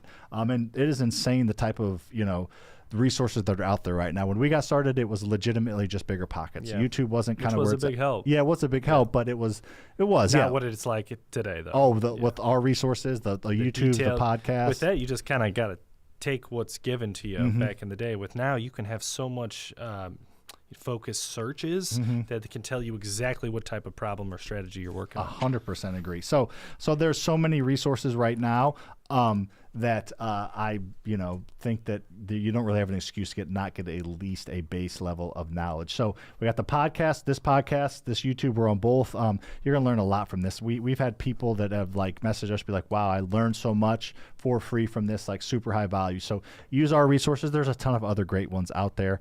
We are getting into a like kind of a tipping point. I feel like with social media. That's tipping, and people and gurus of like we're getting pretty ridiculous with the fake gurus and the people that see dollars and don't know what they're talking about. So be careful who you follow, but there are great ones out there besides us. But you're going to get the real shit from us, I promise. And then you're here already, but just remind you this is every Wednesday and Friday from 1:30 to 3. If we get enough traction, I might make it Monday, Wednesday, Friday, but 90 minutes twice a week. We have guests and production. This is we put a lot of money into this, and you can learn a lot from it for free. So make sure you're setting your alarm or knowing that every Wednesday and Friday we're going live. Yeah, so you're learning a lot, and then the next level is community. Surround yourself with people who are going to hold you accountable and elevate you to another level, right? That could be your family, your friends, your real estate investment community, but understanding that you don't have to go into this alone, and then also lean on your resources around you, I think is going to be a big help as you grow. Learn and connect with others is definitely not my strong suit. I think you're fine at it. I just don't think you like to do it. I think when you do it, you do a good job. Yes. You just don't prefer to do it. Yes, I agree. It's not my yes. Like strong suit is, I think, just not exactly accurate. But yes, I don't go out of my way to connect, just to connect. Not to. Right, which I don't think you should. I think when you go to these, meetups, and maybe when you jump inside a Facebook group, be intentional. Let everybody know what you're looking for. Let them know what you can provide them as well. Give a lot of value, give a lot of value, give a lot of value, and then you'll receive that value back in terms of a deal or a relationship. Are you supposed to give value though? Yeah. Okay. Yeah, and give value like shamelessly and like without, I don't know, without holding some sort of resentment if someone doesn't give the value back or something. You know what I mean? Yeah, one of the masterminds that we're in, the big topic of conversation is reciprocity and just giving without expecting anything in return. Just going and giving and saying, here's value. I'll share you with my community. I'll share you with my email list. Like, we'll send it out, and then don't even ask for anything back, let alone expect it. For sure. And then the least you expect it back, the more it's going to come to you. So Kiki's just getting fired up in there. Utilize those Facebook groups. And then the next level is paying for somebody. Obviously, was that on this podcast? We're talking about how much we spend every day, or was that before the show? But every month, it was before, yeah. Every month we spend probably $8,000 to $10,000 on higher level masterminds to continue to elevate our business. Obviously, we got a paid community that you can be a part of as well. But that is the next level beyond the free stuff. That's what this is, and we're not really doing a pitch for our community, but it is incredible the amount of wins that you see inside of this. I mean, in my opinion, and don't spend a dime with us if you don't like us, but you're paying for the knowledge. You're either paying it through inefficiencies and mistakes on your end, not as much cash flow, not as much profit, negative money, or you're paying it to learn the grooved path. Either way, you're paying for it. You're never just going. Don't be cocky or naive enough to think that you're going to do this without help, or at least do it efficiently without help. You can be stubborn and do it on your own and buy one rental property this year, or you can spend a few grand and get guidance and buy 5 this year. Like, which one's better for your long term? Obviously, 5 properties the right way. All right, so in the third step, which is the most fun step, in my opinion, is taking action. You have to get in the game to actually learn. You can only learn so much from the sidelines. Like I like to say, I think it's pretty accurate. Step 1 and 2, which are huge, gaining knowledge, connecting with your community, you can only learn 20% from that. The other 80% comes from actually taking action, and you action your way to results. I wish it was catchier than that because I love that phrase, but it's not, so it's not going to catch on. But Lucas, this is what we did. We went to local meetups. We went to the one we host now. We went to all local meetups in St. Louis. We went and met with bankers. We offered on houses. We bought a house we didn't even know about the refinance method. We talked to private lenders. We just did it until it worked out, and that's literally we actioned our way to results. So and it's fun. I think it's fun to take action and actually do it, but also something that people don't talk about very much, I don't think, is it's motivating to get a win, to get a win, to get a win. So it builds momentum as you take action. You can't really build momentum by watching our podcast, but you can build momentum by taking action and having wins. For sure. We talked about this a little bit on one of our coaching calls today is, set up, there's certain things. Which you host, by the way. You host a call, yeah, which is I do. So do you. Not very many people actually host. They usually have coaches. But we talk about losing motivation as you keep getting hit with challenges in the face. So people understand that you don't have total control over the result.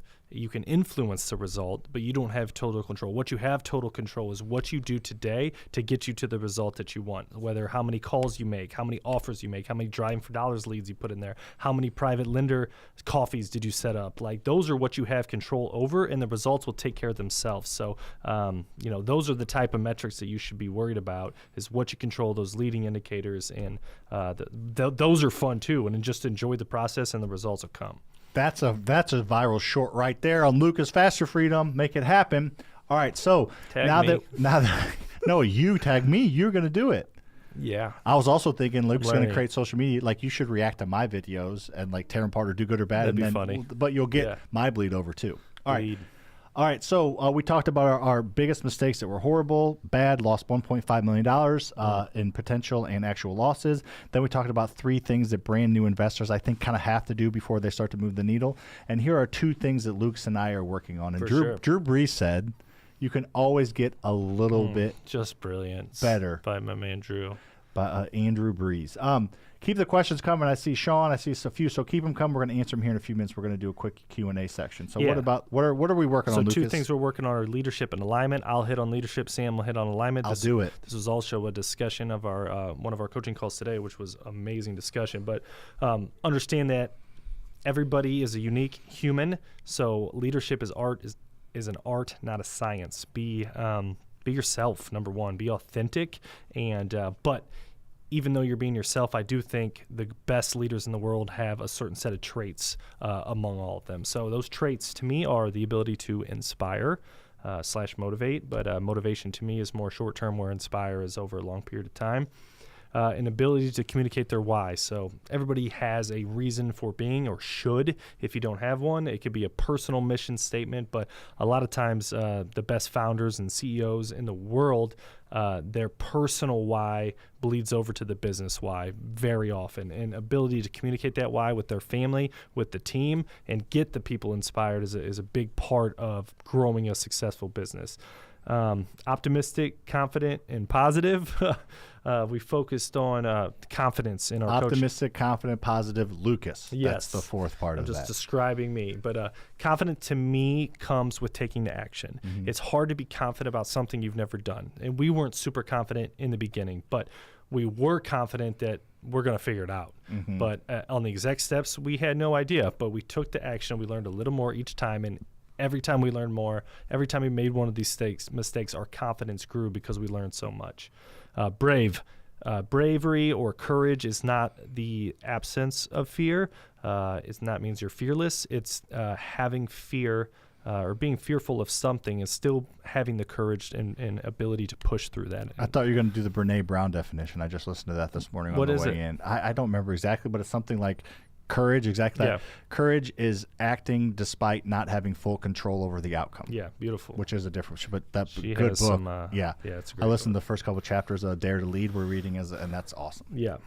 Decisive, one-way door versus a two-way door. A lot of people take way too much time making a decision when it's a decision that you can reverse. So that's a two-way door. You hop in it. This is Jeff Bezos. Yeah, I didn't make this is he up, by the way. smart? Yes. So you hop in that door. You don't like the outcome. You can just go right back in the door that you came out of, and everything's kind of back to normal, or take a couple steps. And so those are the decisions that you don't have to have all the information in the world to make it. Get some information, make a decision, and move on. The one-way door stuff is decisions that you make that could change the landscape of your entire future. So make sure you take some time to gather some knowledge and think about that with you and your family.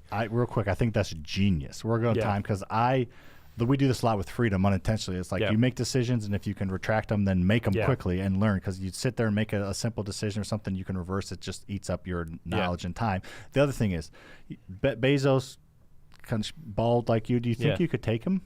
He's pretty jacked. I know. These I days. think he might get you. He's he older, might be, but like technically sound. I think probably Yeah. they probably has some training to fight. Yeah, but I might have him by a good 60. No, goodness gracious! Well, you think I guess Yeah, I bet he weighs had Shane 185 by, pounds. 195 okay, well, I got him by pounds. 30. How much does Jeff Bezos weigh? Put it up. But anyways, Put I it think up. if you got him good, but I guarantee he has more like training than you do. Oh, for sure. Yeah, he's technically sound. You just might catch him a little bit. I might catch him and just be just overpowering strength. Yes, that's it. No, he's a really nice guy. I would not want to punch him. No, so. He's awesome. Yeah, he talks about his his space exploration company, Blue Origin. He wants that company to be known for making the best and fastest decisions. That's it. That's like part of their mission. So and his Amazon's all about customer like support and like customers right. So anyways, you should hear him. Weight is unknown. LOL. That's hilarious. Bezos wins for sure. Sean says he knows. Hey. Check out these. We won't talk quick about hands. Luke's fist fights he's been in before, but all right, finish the last one out. Real quick on Amazon, like we look at them as like this, amazing, perfect thing in there. But in Jeff's podcast with Lex Friedman, he talks about he's like half the time Amazon's a mess. Like there's so many issues and things we're working on all the time, and they're like that's just part of it. That'll never go away. So it makes us feel a little better mess about too. Yeah. All right, and then resilience. Like you're gonna get knocked down, period. But the ability to continue to stay inspired and motivate and push through those obstacles is gonna be the difference between you being successful and you quitting and failing. I get knocked down. Ooh, a little but I get up Chumbawamba. again. You're never gonna keep me down. I get knocked down. But I get up again. You drink the and I whiskey lost drink? when Tyler goes into another thing, when you go into another like window, I think I lose power, so I'll go back to the window. There you go. All right. The second thing we're working on is alignment. This is like you don't think about when you're growing company and growing businesses. Like leadership's kind of important, but how important it really is. But then alignment. This is huge. And this is something that Luke and I are finally coming to terms on. It's been 6, 8, 10 months maybe of some struggles of us being aligned as well as other things. So having alignment, Jeff Bezos is probably not a better singer, somebody just said, but anyways. So it starts at home. Lucas and I have talked about this quite a bit. And Lucas is... My man's got my back. Who does? No, you do. Oh, yeah. Yeah. Screw you, Sean. Maybe we'll go because we're skipping. We'll see. All right. It starts at home. Lucas has actually kind of been talking about this for a while, though. And I guess why don't you just explain it? You're explaining better than I do. How when you're solid at home, how that for sure. Alignment. So it starts with your closest relationships. So that's either with your spouse, if you're super young, maybe with your mom or dad, with your kids, but with your close family. Those are the most important relationships, and they should come first.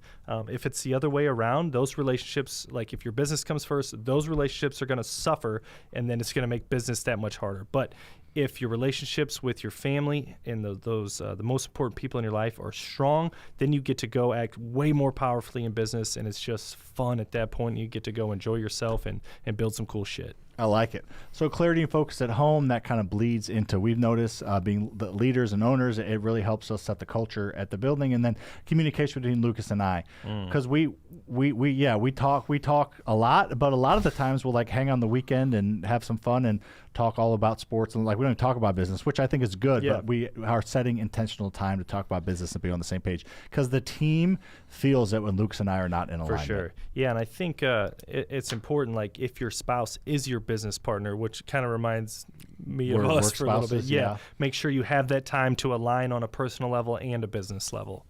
And How does Jeff Bezos' weight not know? That's so weird that he's never... Yeah, that is weird. He doesn't want to be. What about height? We could probably guesstimate based off height. Dream big dreams. So we're going to talk about our dreams. Then we're going to do a quick overall market update, and we're not going to dig into the St. Louis market because we have that in here. And then we'll wrap it up. So dream big dreams. Old Buster Moon. Love that guy. Sing. So Lucas, what's next for us? Yeah, so we want to scale our real estate. We love owning real estate. We believe that we're one of the best stewards of real estate there is. We care about the property. We care about our tenants as well. So we believe that we're the best people to own it. For sure. Over some slumlords or whatever the heck or it hedge is funds out there. that don't care. We want to continue to grow, but we also got to get some things on the accounting side figured out before we're able to grow. So $1 billion in real estate, we're going to get there at some point. What do you think? 25 years from now, we'll have $1 billion. Like that. That'd be cool. And that kind of comes with a $1 billion organization. We'll probably get to the $1 billion organization before then, because it's just making our businesses more profitable, our impact more profound, our reach more wide. Not deep, just one. Mm-hmm. Semi-pro pickleball team we're going to bring to O'Fallon. We're going to be the O'Fallon Smashers. That is a joke. We talk pretty often about bringing an NBA team or being part of some sort of ownership group for an NBA team here in St. Louis. That is the goal, not the pickleball. That was a joke. Yeah, Archers or the Hustle, I think. I like the Archers, but I'm kind of vibing on the Hustle with STL being not the Hustlers, the Hustle. Yeah, because there's teams that are one word, Magic, Thunder, the Hustle, and have STL be, and we're going to make sure our coach is a hustler.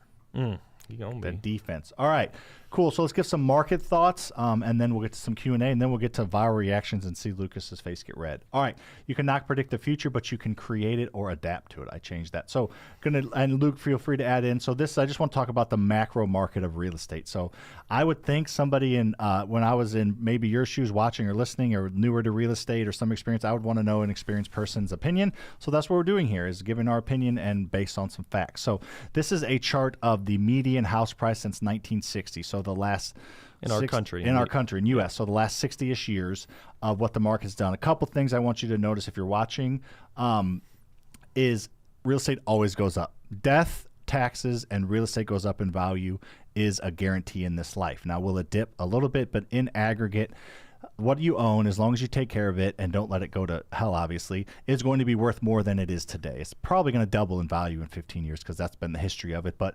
own it, manage it well, it's going to double in value. It's going to go up, even with slight risk and slight dips. So, first thing I want you to notice, real estate goes up. The second thing I noticed looking at this, Lucas, is look at 08. I mean, I know it's bad, but it affected the finance markets, not just, but as a real estate values go, 08 wasn't horrible. Wasn't good. I think the worst part about 08 was just the length of it. You know what I mean? Instead of the sharpness of the decline, it just lasted for so long. When you're in the middle of that, you're in the bottom from 08 to 012. So people didn't know it was coming out. Yeah, exactly. So there was just like the zero optimism when you're in the middle of that. I don't know. Rates will not come down, and house sky. I don't even know what that means, Jeffrey. We didn't even talk about rates. Yep. All right. Anyways, thanks, Jeff. All right, and then the other thing to notice, a couple more things, and then we'll move on. Is the gray lines? And if you're listening, not watching, this is the historical house prices, median house prices, and there's about 8 recessions that happened since 1960, and I think 5 or maybe 6 of them, house prices at the beginning and end of recession went up. So usually recessions don't mean dip in house values. 08 obviously was, right after COVID was, but other than that, they've pretty much gone up or remained pretty steady. Then last thing is after COVID, with the inflection of inflation and everything, of course, house prices skyrocketed, but they're already auto-corrected and have gone down and up a couple times since then. So real estate is a good thing to own. If you're worried about your house is going to be worth next year, you should probably not buy long-term real estate. You need to look bigger picture. All right, Lucas, the last thing on this part is this is the Fed's funds rate. This is what banks borrow money from the government and borrow and lend money to each other at. And it's been, historically, I would say the average is probably like 4.5 or 5, around where we are now. It was at 0 twice in history, after 08 and after COVID. So that's not normal. That's never probably going to happen again. Rates aren't going to drastically go down anytime soon, in my opinion. Maybe a slight dip or two, slight bring down this year if inflation shows in the 2s.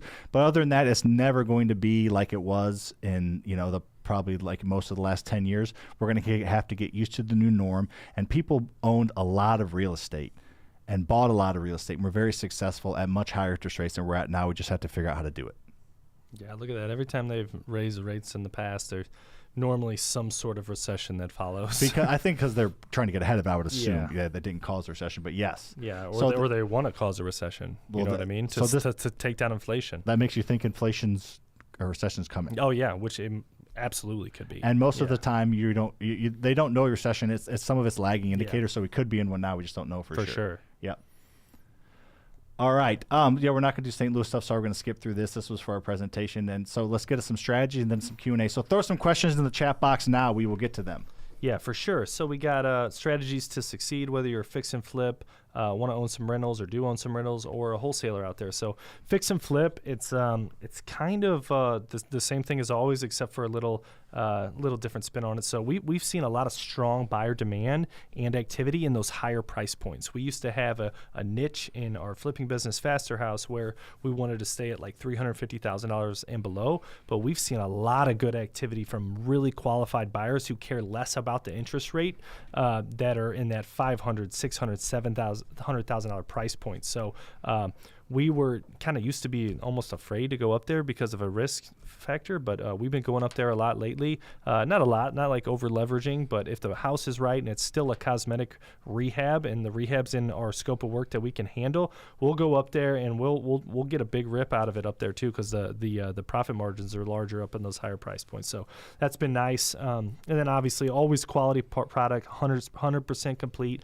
not 98, not 99. That thing has to be 100% complete. I would wait the extra week or two to get it 100% right to go on the market. And then price right. Let the market speak for itself and hopefully prove you wrong that you were too low. But if you're too high, you only get one shot at really pricing it right. Then you're going to have to drop, and then you get days on market and your house looks all funky, all right? So on the rental side of things, still super bullish on single family rentals. We love them for a lot of different reasons. Super liquid. You can, sell one, keep one, pretty cool there. And you can turn them into a long-term rental, short-term rental, or mid-term rental. So if you're struggling finding cash flowing long-term rentals in your market, maybe look into the mid-term rentals, maybe look into the short-term rentals. But long-terms are still out there. They're just a little fewer and further between. On the multifamily side of things, as interest rates rose over the past couple of years, we would expect the yield, the return that you would buy on a multifamily investment went down along with it. Period. That's what happened. But the prices of those multifamilies haven't quite adjusted to where we're getting returns that we used to. So. Don't force a multifamily deal right now. Prices will come down to adjust a little bit. We're seeing it with one of ours we have listed as well. So don't have to force a deal, but there'll start be some deals out there on the multifamily side of things. And when I say multifamily, I'm talking, 12 to Yeah, 100. we're talking people use multifamily correctly, but incorrectly, in my opinion. People say 2 and 3 family, 4 families are multifamily. Technically, they are, but most people, when they say multifamily, they mean like 10 or more. Yep. On the wholesale side of things, lead flow is going to be key in this contracted market. So the number of transactions in 2023 is like one of the lowest on history, lower than 2008. So if you're a wholesaler who relies on volume, that's not a good sign. Our volume was down like 40% last year. So that's crazy, but figure out ways to build relationships and marketing channels that work to create some sort of consistent lead flow. But also maybe look into taking some things down. So line up your private money, line up your hard money, take something down, clean and list it, wholesale it, or maybe even start thinking about doing a little rehab yourself and putting it on the market. I like it. Awesome. Let's get to some Q&As, and then we'll get on to the viral video, and then we'll shoot some baskets. So, Dolly East, your question is, you've been patient. So how do you find private lenders that don't expect 20% down? A couple things here. I think you're probably confusing private lenders with hard money lenders or maybe even banks. I have never heard of a private lender asking for 20% down. I'm not saying they're not out there, but I think the way you're wording this question makes me think that you consistently are getting asked for that, and you're probably not going to private lenders. Private lenders are individuals that you have a relationship with that lend you money out of their 401k, their IRA, home equity line of credit, cash they have. And most, if not every one of them, you have a relationship with them, you can build in no percent down, and you pay them on the back end. Hard money lenders will require 10 or 20% down potentially, so you can pair that and then do that. But that's the first thing. I look for specifically private money lenders.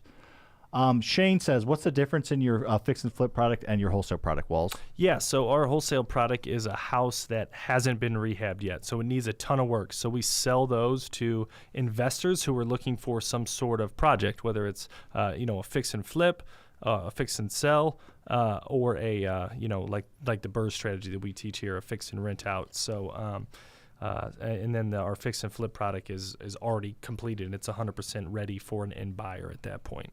Yeah, awesome. We're going to blow through a few more of these. So Sean says, what do you think about borrowing money from private lenders at high rate environment? I think private lenders, hard money lenders, their rates are high. Their rates haven't really changed a ton compared to the normal rates. They haven't doubled or gone up. So private money lenders are going to be that 8 to 12. Hard money, that 12 to 16 or 17%. It's short term. Get in and out quickly. Put it in your formula so you know that's a cost that you're going to incur.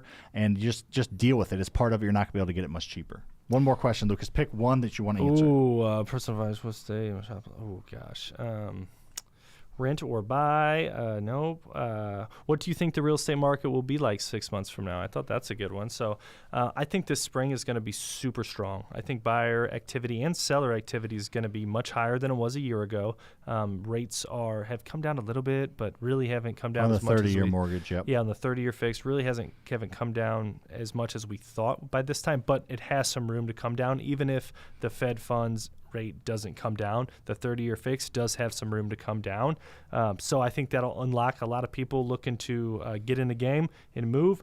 6 months from now puts us in like August. I just think we'll be strong. I'm not going to try to predict what it's going to be like into the winter, I guess. But for right now, I think the spring and summer is looking pretty optimistic in my eyes. What about you? Yeah, no, I agree. Nobody knows for sure. So the 30-year mortgage is based off the 10-year Treasury note for the most part, or like that's a big indicator of it, and that has some room between what that is and what they're charging. So I think I could see there's been a bigger gap between what 30-year mortgage companies could charge and what they're charging. There's a gap that they have, and it's been huge recently. So I think they can shorten that gap, and they will if they don't think the Fed's going to raise rates again, or they think they're going to lower them. So I could see maybe a rate drop or two this year of the Fed's funds rate, which is not directly correlated to the 30-year fix. May? You think in May, Prim? May, I could see a quarter point in May. I could maybe see May too. But who knows? Nothing's going to be drastic. If rates ever do drastically dip, which I don't think they will, that means prices will skyrocket. So I don't think that's going to happen. So there you go. Let's get to Lucas's reaction. Let's do it. So what are we watching here, Prim? We're going to watch just a couple of viral videos, and I want to see your reaction to them. Do I hit Tyler? You're going to do it. I got you. All right. So Lucas, watch this, pay attention, and we're going to get your reaction to it. All right, man. All right. Let it rip. A woman whose dog was being mauled by another dog at a bayside beach has used an unorthodox method to save her Jack Russell. After trying in vain to break up the savage attack, she had success with just one finger. Paul Dowsley explains. It's a sound Anne Ben Dooley won't forget. She was walking her Jack Russell Lexi yesterday when a Staffordshire Terrier attacked, biting into her dog and latching on. My dog will be killed. Yelling, kicking and pulling had no effect and Lexi was in agony. She had it upside down and was shaking. I lifted its tail and luckily I hadn't filed my nails and I put it up its anal passage and it went, ow! The other dog, and right? let my dog go. I had to do something and that's what came to me. The owner of the Staffordshire Terrier believes her dog isn't to blame. It wasn't unprovoked, so the other dog was nibbled on the other dog nibbled on her feet. Barbara has no concern about Anne taking matters into her own hand. Good on her. But yesterday she had other problems. Then I felt pain. I looked at my toe. The toe is gone. Half Barbara's toe had been bitten off as she tried to break the dogs apart. While she spent 8 hours in hospital, Anne was at the vet washing her hands. Yes, in Dettol. Bayside Council is now investigating the fight at this off-leash beach in Hampton and says there could be serious consequences for Barbara if she did not have effective control of her dog. Paul Dowsley, 7 News. All right. Oh, I love it, man. That's a good one. What do you think about that one? Man, would you go to those lengths to save your I dog? would for sure stick Yeah. my finger up a dog's butt to save my dog. I don't know if that's what I'd think of first. I wouldn't think of I would that. like do a punch or a kick or You can probably punch harder than her, but not as hard as Bezos, apparently. yes, not as hard as Bezos. Bezos could break it up with a punch, you maybe. But in general, she did what she had to do. To say, you do anything to save your dog. She You do the definitely same needs thing. to use some antibacterial soap now. But besides that, Don't lick your good- fingers after eating No. chicken after that. Oof, gross, Sam. Yeah. All right, next one. Then we're Jesus Christ is my go. He's the son of the original G. And he was sent to Earth to elucidate the way that we should be. What? Like if another MC says you're a freak, you're a lame butt rapper and your rhymes are weak. Woo. I don't get mad and I don't critique. I forgive him and turn the other cheek. What do you think about that? I think she could spit a little bit. Had a little rhythm. Right? That's a viral video. I've never seen it, but apparently a lot of people have seen that one. That was an interesting one. And this third one I have never seen. So All let's right. get to this one, All then right. we'll get out of here. Okay. Tell me you're a sneakerhead without actually telling me that you're a sneakerhead.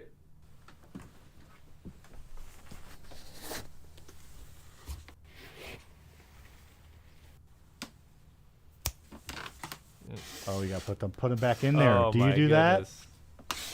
Heck no. that? Ooh, I Whoa. like those. He's a J-man. I can see that. I'd like to, man. I want Those, to I let like those. he's got them color-coded, too. I like that. Woo! Oh wow, look at those ones.